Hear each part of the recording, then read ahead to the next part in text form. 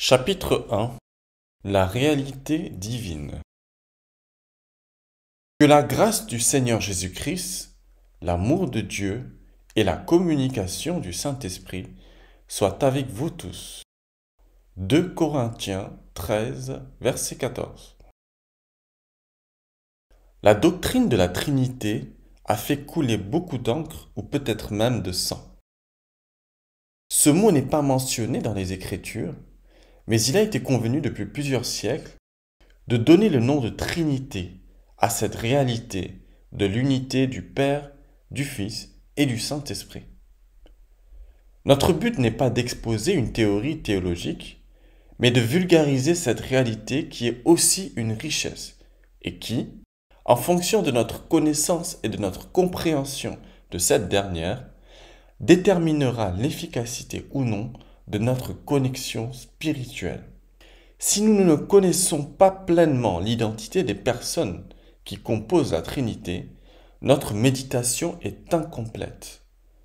Notons que le but de la méditation est de se connecter à la réalité divine et de recevoir d'elle les ressources nécessaires qui feront de nous des ressources à notre tour pour notre entourage. Dieu le Père. De Elohim à Dieu le Père. Quelle tâche difficile que de définir Dieu. La difficulté n'est pas due au fait que l'on ne le connaisse pas assez, mais au fait que la mention même de Dieu incite à l'adoration, à un respect et une mise en garde quant à la manière dont on le décrira. L'Ancien Testament fait mention de plusieurs noms en référence à Dieu.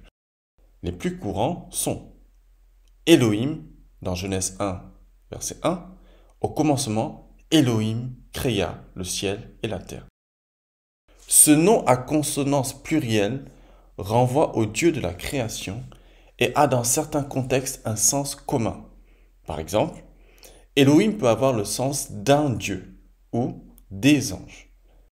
La difficulté de ce nom de Dieu tient au fait qu'il a un sens à la fois singulier et pluriel, ce qui a souvent donné lieu à des analyses théologiques et grammaticales complexes. Adonai. Ce nom est généralement traduit par Seigneur ou Maître. Adonai fait plus office de titre de révérence et était utilisé par les Juifs en lieu et place du nom de Dieu, Yahweh.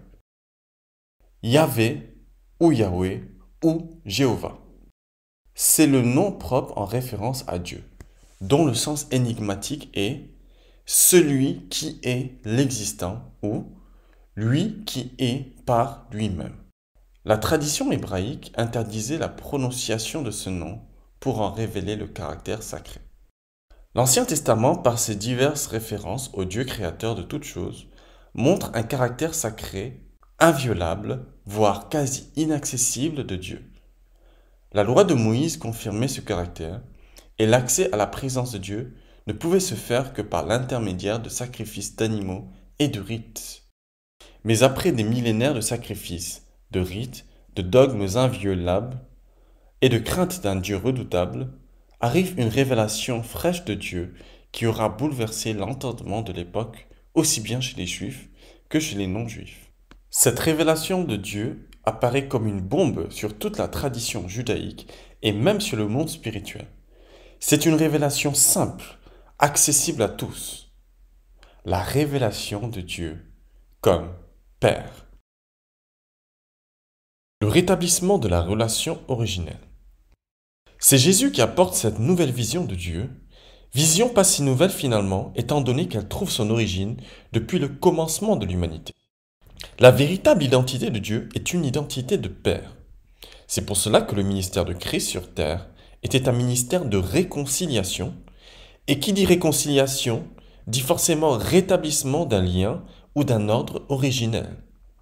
L'apôtre Paul dira aux Corinthiens, « Car Dieu était en Christ, réconciliant le monde avec lui-même, sans tenir compte aux hommes de leurs fautes, et il a mis en nous la parole de la réconciliation. » Ce ministère consistait à rétablir un rapport père-fils entre Dieu le Père et les hommes, ce qui paraissait fou à cette époque et qui paraît encore fou aujourd'hui. L'acceptation de notre esprit de la paternité de Dieu est primordiale et cela va être déterminant dans l'efficacité de notre prière et notre méditation. Malgré leur connaissance de la tradition juive et des rituels de prière à Dieu conformes à leur loi, les disciples de Jésus, juifs qu'ils étaient, ont tout de même demandé au Christ de leur apprendre à prier. Ceci est étrange vu que dès le bas âge, tout homme était initié à la prière. En effet, la relation avec Dieu proposée par Jésus se différenciait de celle proposée par la loi juive. Si les prières de la tradition juive incluaient un rapport certes sincère mais distant, puisque le voile qui était dans le temple juif symbolisait une séparation d'avec la sainte présence divine, la prière enseignée par Christ proposait quant à elle une distance restreinte, voire inexistante, puisque l'on parle non pas au Dieu éternel, mais à Papa, ce qui change énormément. Arrêtons-nous à la première ligne de la prière du Notre Père, comme on l'appelle communément. Notre Père qui es aux cieux, que ton nom soit sanctifié. Le début de la prière établit le rapport entre nous et Dieu. Jésus nous enseigne là qu'en s'approchant de Dieu, il nous faut nous mettre en situation d'enfants s'adressant à leur Père et non d'hommes ordinaires s'adressant à une divinité. Mais en y ajoutant que ton nom soit sanctifié, on ajoute au rapport filial un respect dû à la grandeur de Dieu. Nous nous approchons donc avec tout l'amour et l'affection d'un fils envers son papa et avec tout le respect d'un adorateur envers son Dieu, ce qui est là une adresse parfaite telle que Dieu approuve. Une des choses qui confirme le manque de profondeur du christianisme aujourd'hui est la manière dont le Notre Père est vu et utilisé dans certaines congrégations. Ce que le Christ a considéré comme un exemple de prière dans le but de montrer les éléments à formuler devant Dieu est réduit à une récitation. Pouvons-nous nous présenter devant notre Père terrestre, nous adressant avec une formule toute faite apprise par cœur? Si le rapport conventionnel et distant n'est pas applicable dans notre relation avec notre Père terrestre, pourquoi donc vouloir l'appliquer dans notre relation avec notre Père céleste, lui qui n'attend qu'un rapport proche et direct? Aussi notre rapport à Dieu le Père peut-il être altéré par notre vision du Père terrestre? Il sera difficile d'établir une relation d'affection avec Dieu ou de concevoir l'identité du Père céleste si l'on n'a pas reçu l'amour d'un Père terrestre ou si l'on a vécu l'absence d'une figure paternelle dans le foyer.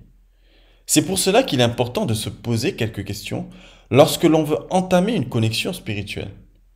Est-ce que je conçois la notion de Père dans ma conscience?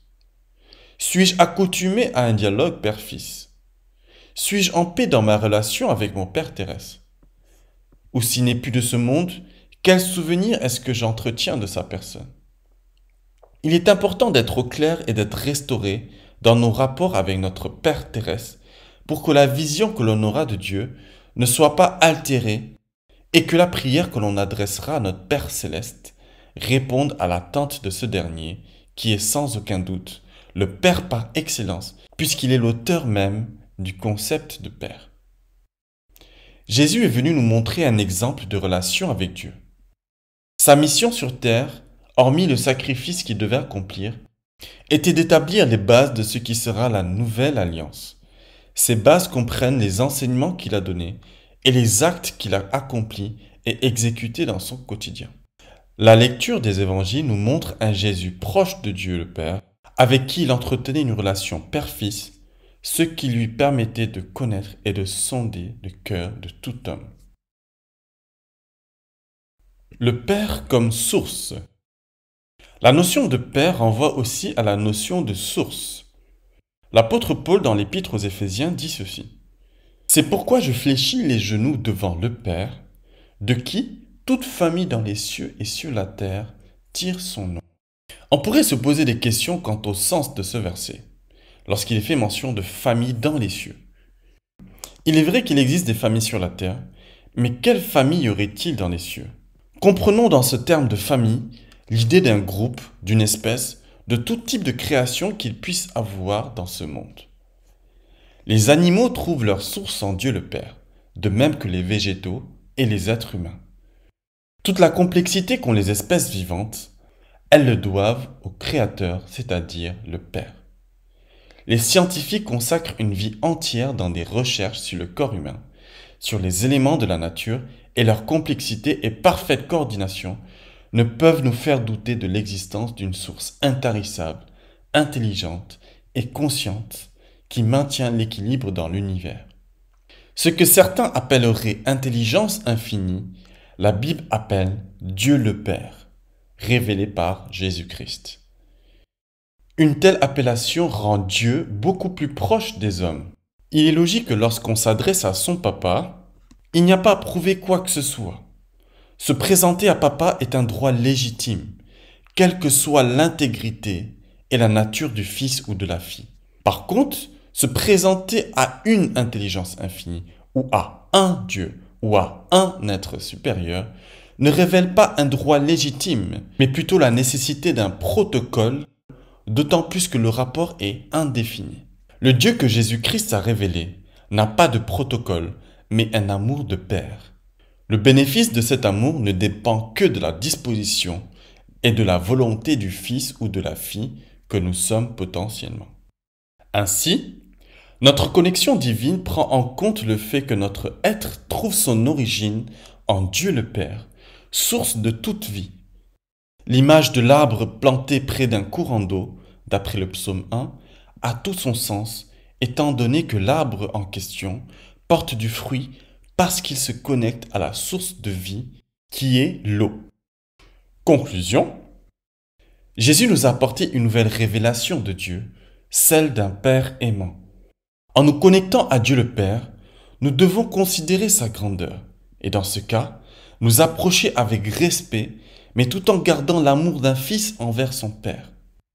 Le Père est aussi la source de toute chose et l'homme étant une création, devrait chercher à se connecter à la source d'où son être trouve sa complexité.